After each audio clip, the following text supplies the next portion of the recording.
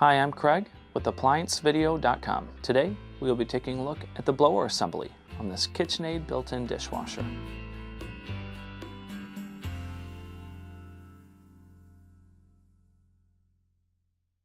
Stop. Before beginning any repair, always be sure to disconnect the power to the appliance.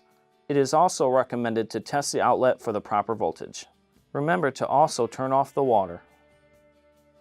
A faulty blower assembly would often result in noise from the bottom corner when it is going into dry, or maybe it is not drying at all.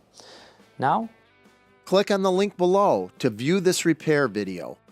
ApplianceVideo.com guides you step by step, giving you the confidence to avoid recalls and callbacks, also saving time on repairs.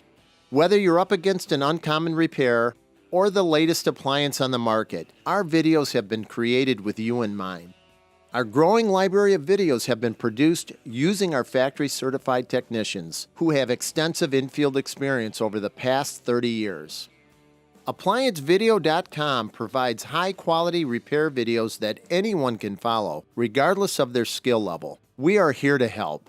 Click on the link below to view this repair video and let us help you do it right the first time.